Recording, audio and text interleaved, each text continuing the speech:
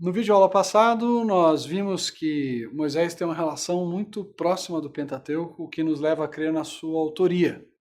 Porém, estudiosos têm questionado a autoria de Moisés, especialmente a partir do período que nós conhecemos como período do Iluminismo. Mais especificamente, em meados do século XVIII, no ano de 1753, um médico muito estudioso, inclusive conhecedor profundo do texto bíblico, chamado Jean Astruc, escreveu um texto em que ele defendia duas fontes para o Pentateuco. Na verdade, para Jean Astruc, ele entendia que essas duas fontes foram usadas por Moisés no registro do Pentateuco. Ele fez uma comparação entre os relatos da criação do capítulo 1 de Gênesis e depois do capítulo 2 e percebeu dois relatos ali. O primeiro relato ele associou a uma fonte específica do capítulo 1 e uma outra fonte, então, no capítulo 2. Mas perceba que a ideia básica do Jean Astruc era tentar encontrar fontes usadas por Moisés para o registro do Pentateuco. Ainda assim, para Jean Astruc, Moisés continuava sendo o redator daquele texto. À medida que o tempo foi passando, especialmente com o advento ali já do Iluminismo, criou-se a chamada hipótese documentária, que também ficou conhecida como crítica das fontes. E um homem muito importante para a popularização da hipótese documentária foi um homem chamado Julius Wellhausen. Julius Wellhausen, ele escreveu um livro chamado Prolegômena, a história da religião de Israel, uma introdução à história da religião de Israel, em que ele defende basicamente 4 fontes para o Pentateuco. Mas com Julius Wellhausen, não é Moisés quem usa essas fontes. Para Wellhausen e para todos aqueles que vão adotar a chamada hipótese documentária, o Pentateuco deixa de ser um livro de autoria mosaica e passa a ser um mosaico literário que reúne vários redatores de épocas diferentes. Basicamente, a hipótese documentária, na sua origem, vai datar a produção do Pentateuco desde o século X a.C. até aproximadamente o século V a.C. Ou seja, você tem um período aí de mais de 500 anos, ou aproximadamente 500 anos, para a produção do Pentateuco. Não mais um homem associado ao Pentateuco, aos 5 volumes da Torá, mas agora vários grupos de estudiosos, escribas, sacerdotes, que produziram esse livro que foi finalizado, teve a sua edição final no período pós-exílio.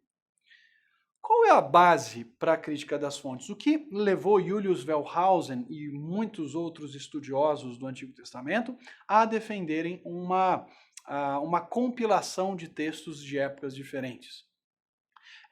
Esses estudiosos que defendem a hipótese documentária, eles basicamente apontam 5 razões para defendê-la. Primeira é a duplicação e repetição de material que nós encontramos no Pentateuco, a variação dos nomes atribuídos a Deus, o contraste entre perspectivas distintas, segundo eles, há teologias diferentes no Pentateuco, embora eu não creia nisso, a hipótese documentária defende isso. Há uma variação no vocabulário que nós encontramos em trechos distintos, ou às vezes até mesmo em trechos próximos um do outro e também do estilo literário. E há evidência, isso mesmo estudiosos conservadores concordam, de uma atividade editorial depois de Moisés. Vamos analisar cada um então desses apontamentos que os críticos bíblicos fazem. Primeiro, a duplicação de material. Eles, por exemplo, citam os chamados relatos em que o marido chama a esposa de irmã, ou diz para estrangeiros que a sua esposa é, na verdade, a sua irmã. É o caso, por exemplo, de Abraão, quando ele desce para o Egito, ele diz para o faraó que Sara era sua irmã, ele fala para Sara, né, naquela época ainda Sarai, e ele ainda é Abrão, ele diz para Sarai, olha, diga que você é minha irmã, porque senão eles vão querer me matar para poder possuí-la, para poder tomá-la como esposa. E Sarai então mente, dizendo que Abrão era seu irmão, e Abrão diz que Sara era sua mulher, e o faraó toma Sara para si. Depois Deus manda pragas sobre Faraó, e Abraão tem que sair dali junto com a sua esposa de volta para a terra de Canaã. Um pouco mais à frente, nós temos um relato muito semelhante, mas agora Abrão se encontra, já não mais Abrão, já Abraão, se encontra com o rei da região de Gerar, ali no Levante, ali na região de Canaã, e ele também diz para esse rei que Sara era sua irmã, em vez de dizer que ela era sua esposa. Mais adiante, no capítulo 26, Isaac, filho de Abraão, também encontra com um rei chamado Abimeleque, da mesma região de Gerar, e diz que Rebeca, sua esposa, é, na verdade, sua irmã. Na verdade, segundo Isaac, porque nós sabemos que ele estava mentindo. Esses relatos do marido dizendo que a esposa é irmã se repetem. Capítulo 12 de Gênesis, capítulo 20, capítulo 26, Abraão e Isaac, inclusive, encontrando com o mesmo rei na mesma região. O que os críticos da hipótese documentária dizem? Que isso, na verdade, são relatos escritos por fontes diferentes que associam personagens diferentes àquilo que ocorreu. Uma das fontes associa Abraão ao rei de Gerar. Uma outra fonte associa Isaac ao rei de Gerar. Eles diriam, então, que essas histórias dobradas, né, ou essas histórias, essas duplicações de narrativas, seriam uma das razões para se defender fontes distintas para o Pentateuco. A questão da história da criação, da narrativa da criação, como nós já mencionamos, Gênesis 1 tende a retratar Deus de um modo mais transcendente, ele fala e as coisas são criadas. Já em Gênesis 2, Deus é retratado de maneira muito mais pessoal, envolvido diretamente no processo, por exemplo, de criar o ser humano a partir do barro. Os estudiosos pegam essas duas narrativas, veem certas diferenças, características específicas e defendem, então, fontes diferentes. Por exemplo, Gênesis 1 é atribuído à fonte sacerdotal e Gênesis 2 é atribuído à fonte javista. A gente vai falar sobre cada uma delas mais à frente. Há uma variação nos nomes atribuídos a Deus. Em algumas narrativas do Pentateuco, Deus é chamado de Yahvé ou Javé, daí a chamada fonte javista. Em outros trechos do Pentateuco, Deus é chamado de Elohim, é o termo hebraico traduzido como Deus, de modo geral. Javé aparece nas nossas Bíblias, traduzido como Senhor, geralmente em caixa alta, tudo em maiúsculo, Senhor, ao passo que Elohim aparece traduzido como Deus. Então, esses trechos que usam mais Elohim viriam de uma fonte que é conhecida como fonte eloísta, e esses trechos que usam mais Yahvé ou Javé seriam de uma fonte javista. Há trechos que inclusive falam sobre Yahvé Elohim ou Javé Elohim, né? E aí alguns criaram uma outra fonte chamada de JE, porque usa os dois nomes um junto ao outro. Um outro ponto interessante é que há, segundo essa hipótese documentária, um contraste de perspectivas teológicas. É claro que essas perspectivas teológicas elas são facilmente explicadas, mas elas servem à crítica das fontes para defender autores distintos com pensamentos diferentes. Nós que temos uma perspectiva conservadora, entendemos que esses textos são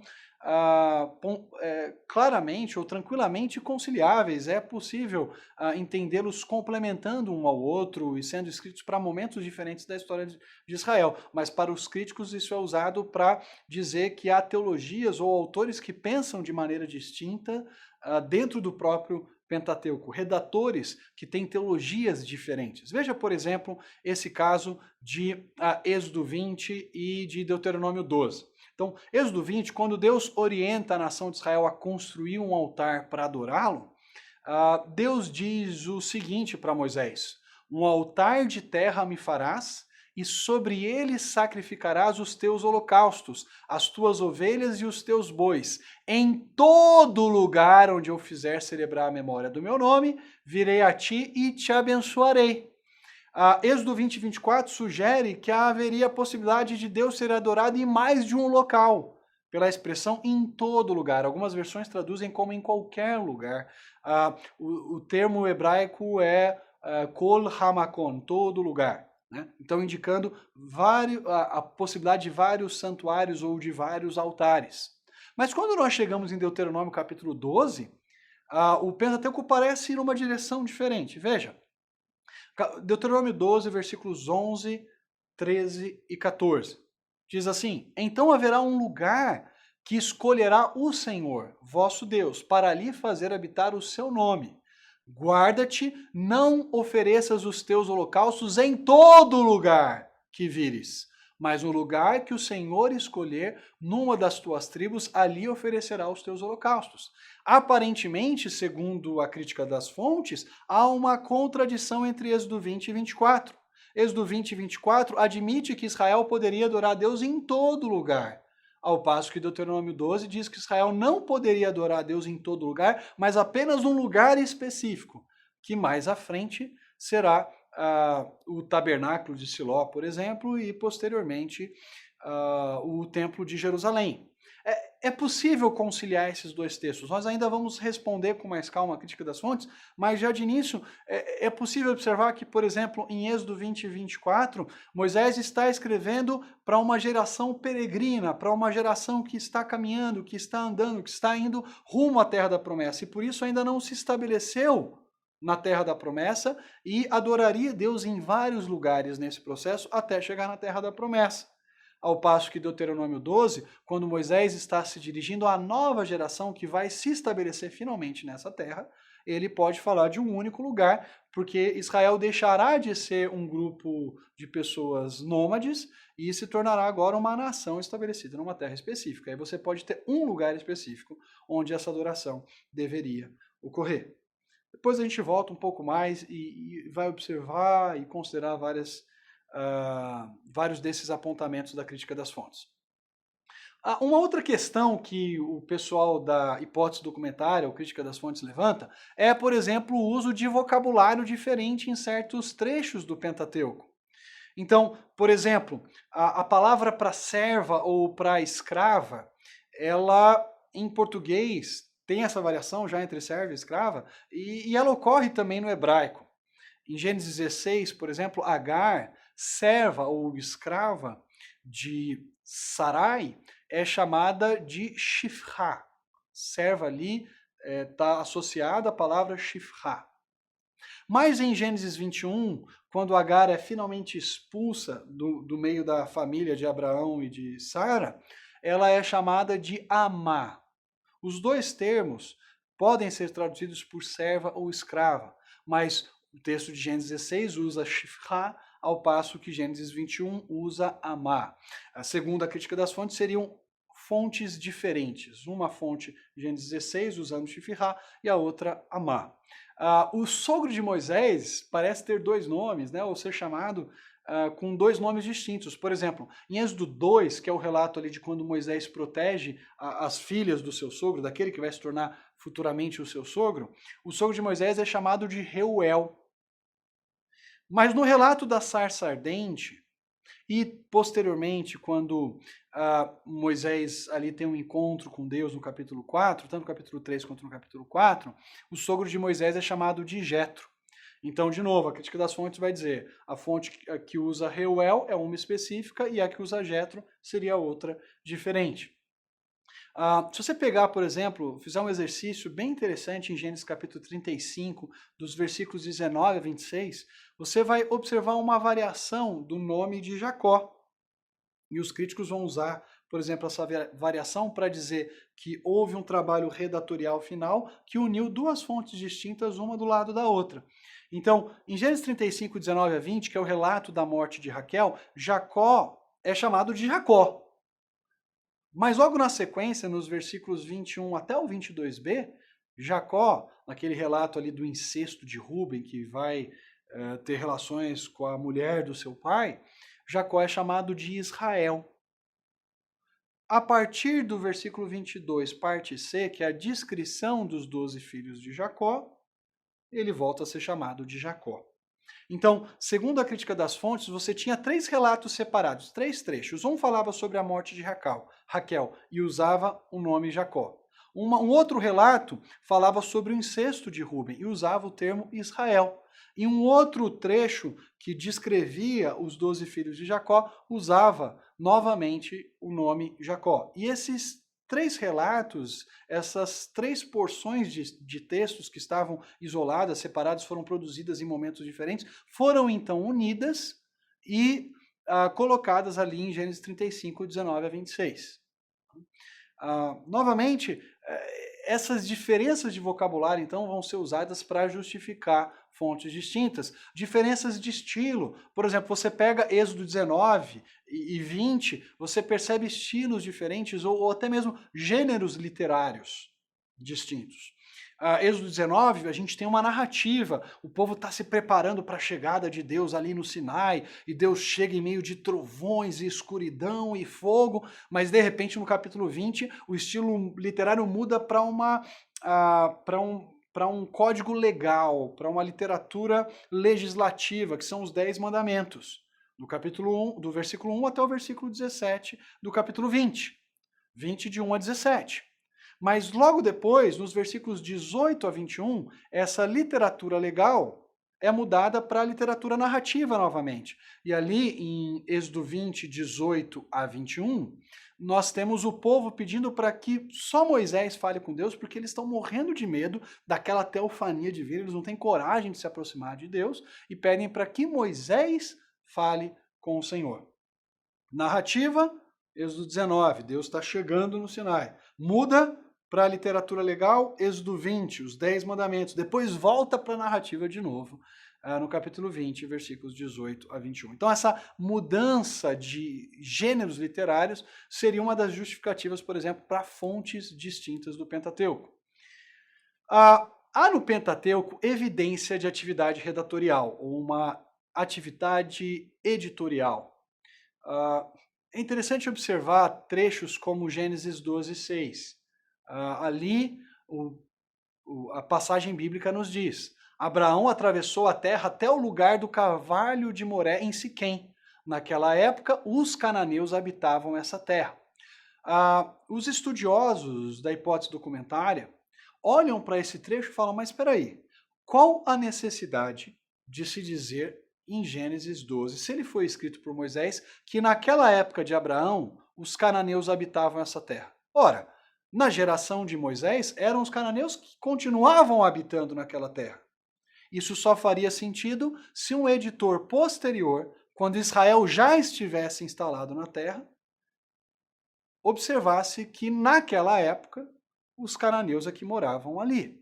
Então, alguns estudiosos, acadêmicos vão dizer, tá vendo? Olha, Moisés não pode ter escrito o Pentateuco porque você tem aqui uma evidência de atividade editorial. Alguém dizendo que naquela época os cananeus habitavam essa terra. E não pode ser Moisés, porque na época de Moisés eles continuavam habitando. Tem que ser de alguém em que Israel é que estava habitando a terra e remetia a um momento passado, explicando para as pessoas da sua época que os cananeus no passado, na época de Abraão, é que moravam ali.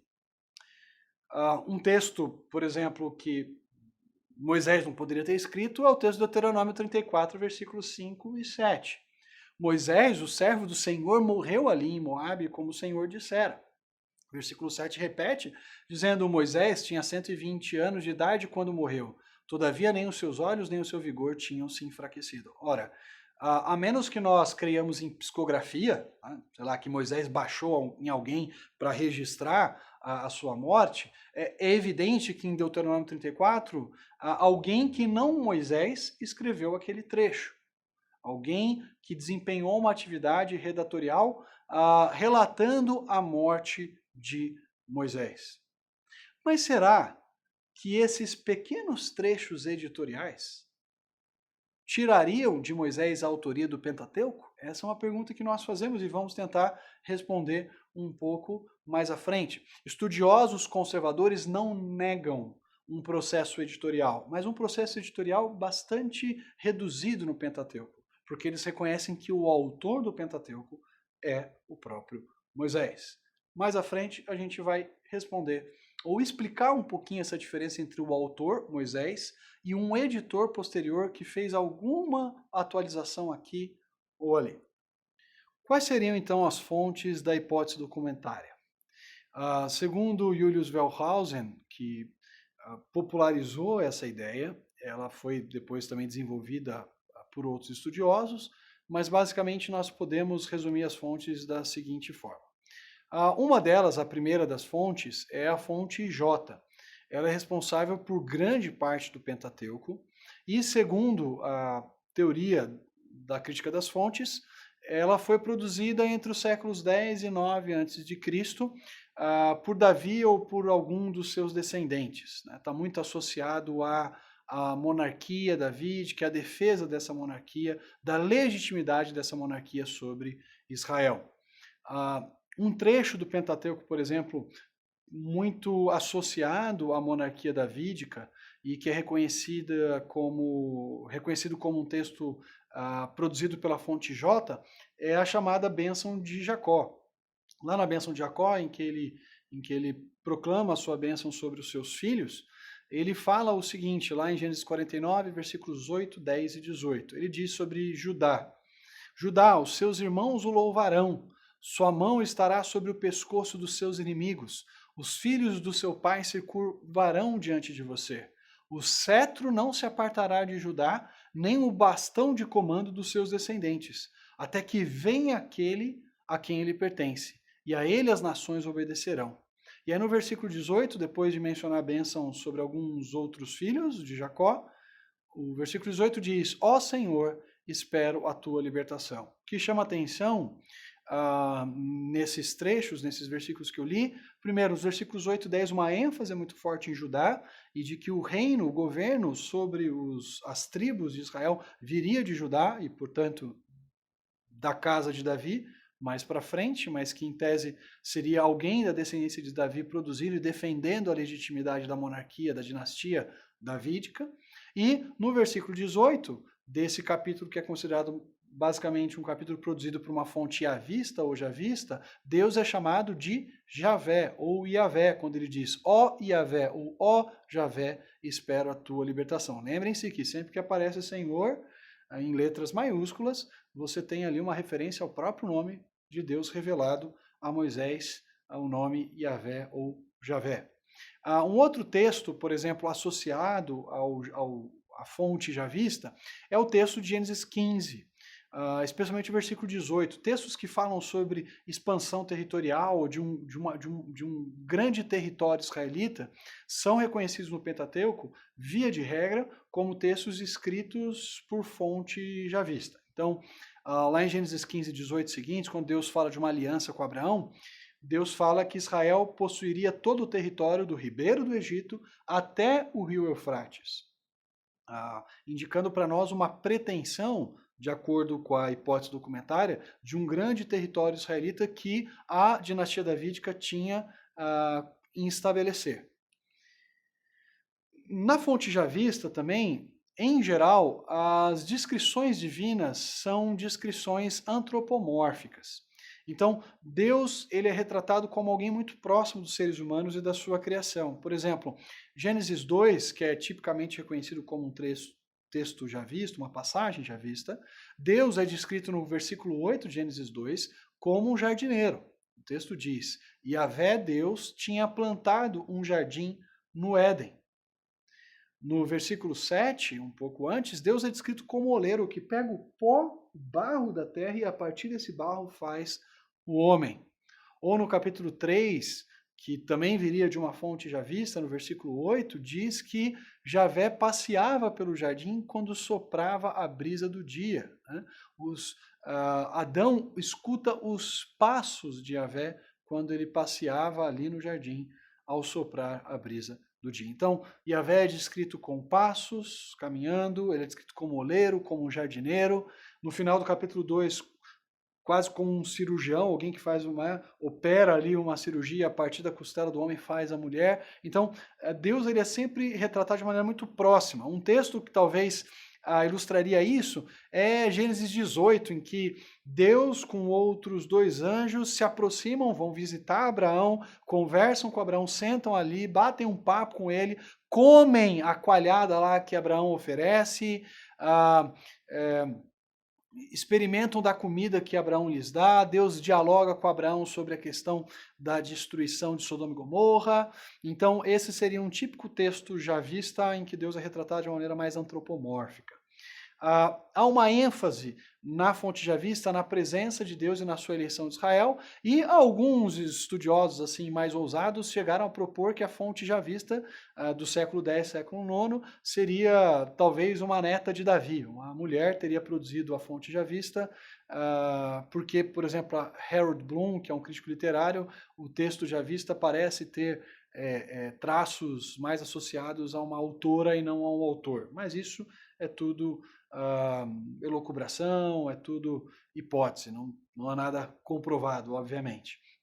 A fonte E, que seria a outra fonte, a fonte eloísta, está muito associada ao nome de Deus, como Elohim, e ela começa, especialmente no Pentateuco, a partir de Gênesis 20. A fonte E, em geral, está muito associada ao norte, ela vai falar bastante sobre José, a narrativa de José está muito relacionada à fonte E, ou à produção dessa narrativa por essa fonte eloísta, ligada ao nome de Deus Elohim, e acredita-se que ela tenha sido produzida no século VIII, quando o norte de Israel já estava separado do sul, já eram dois reinos distintos, e há uma defesa muito grande de Betel como lugar de adoração. Nós temos de lembrar que quando Jeroboão I se separa do sul, estabelece o seu reino, ele cria ali em Betel e em Dan 2 santuários onde o povo poderia ir para adorar. E alguns trechos do Pentateuco dão bastante importância a Betel como lugar da habitação de Deus. Veja, por exemplo, Gênesis 28, 17 e 19. Jacó teve medo e disse: temível este lugar, não é outro senão a casa de Deus. Esta é a porta dos céus. Na manhã seguinte, Jacó pegou a pedra que tinha usado como travesseiro, colocou-a em pé como coluna e derramou óleo sobre o seu topo. E deu o nome de Betel àquele lugar, embora a cidade anteriormente se chamasse Luz. Veja que Betel, nesse texto, está associado à casa de Deus. E segundo os críticos, esse seria então um texto eloísta que defende o santuário de Deus em Betel e não em Jerusalém, que pertencia ao sul. Gênesis 31 também, de novo, faz essa associação de Deus com Betel. Gênesis 31, ali por volta do versículo 13, Deus diz para Jacó, que ele é o Deus de Betel, onde Jacó havia ungido uma coluna e tinha feito um voto a esse Deus. Em geral, a fonte eloísta, Deus ele usa sonhos para falar ou usa algum tipo de mediação, como anjos, para falar com os seres humanos. Ele é um Deus mais transcendente. O Deus da fonte eloísta, segundo os críticos, é um Deus mais distante. É um Deus também que está, pelo menos a fonte, defende um Deus mais moralista, que não está tão preocupado com o sacrifício, mas com a intenção desse sacrifício, desse ritual. Por exemplo, o caso de Gênesis 22, em que Deus está muito mais testando o compromisso de Abraão com ele, do que necessariamente querendo que Abraão lhe preste um ritual de sacrifício específico. Tanto que Deus depois proveu o carneiro que Abraão precisava, mas Deus queria saber se Abraão o amava mais do que ao próprio filho. Há também uma ênfase na aliança dada por Moisés na fonte eloísta. Uma outra fonte, chamada fonte deuteronomista, ela está muito associada, segundo os críticos, à reforma de Josias. A tese fundamental é que sacerdotes que viviam no Reino do Norte, após a queda de Samaria, que ocorre em 722, migram para o sul, vão para Judá para fugir dos assírios. E lá em Judá, então, eles cooperam esses sacerdotes com a reforma de Ezequias, no final do século VIII. Esses sacerdotes que cooperam com a reforma de Ezequias produzem um texto defendendo um lugar central de adoração, defendendo,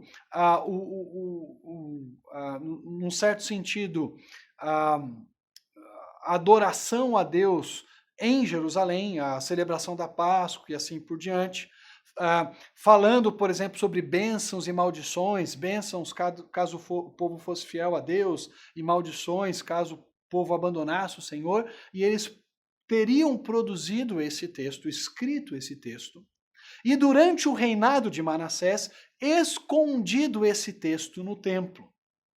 Quando Josias, então um dos descendentes de Ezequias, passa a reinar em Israel e decide reformar o templo, o livro que esses sacerdotes, o livro produzido por esses sacerdotes durante o reinado de Ezequias, é descoberto pelos oficiais de Josias e lido para o rei.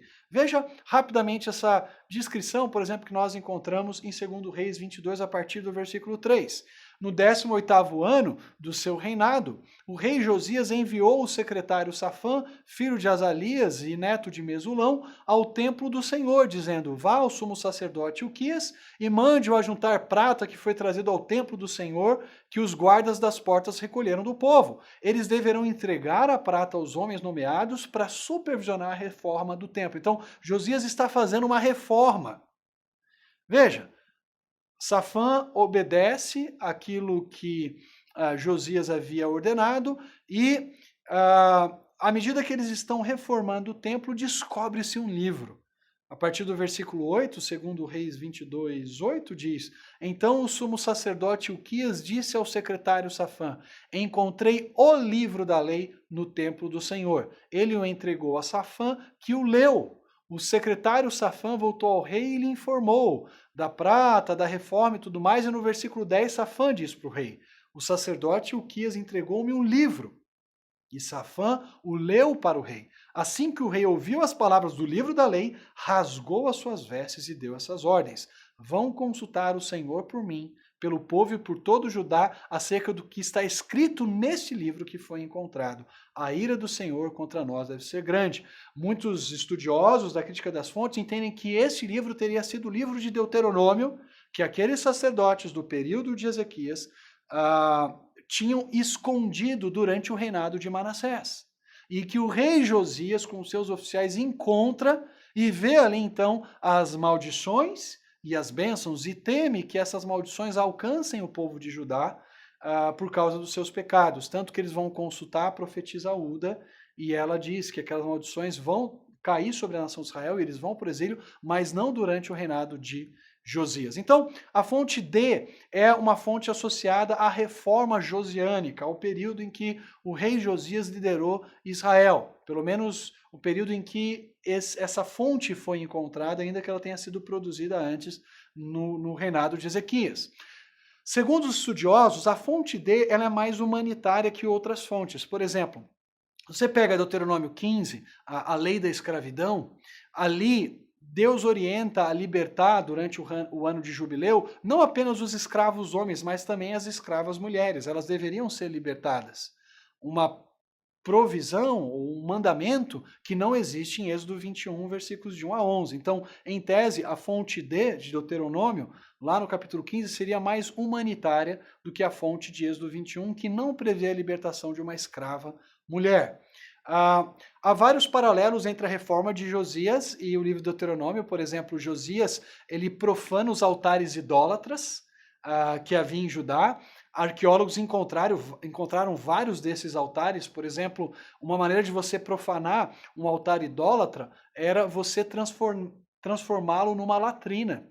Então, há altares com chifres nas suas pontas, na parte de cima, e há um buraco feito no meio desses, na capa desse altar, ou no topo desse altar, há um buraco, porque ali as pessoas faziam as suas necessidades durante o período de profanação desses altares idólatras. E isso acontece no período de Josias e havia sido previsto no Deuteronômio, que esses altares deveriam ser destruídos. A celebração da Páscoa em Jerusalém, uma celebração tão grande que nunca havia se celebrado desde a época do período dos juízes, por exemplo, relatado lá em 2 Reis 23.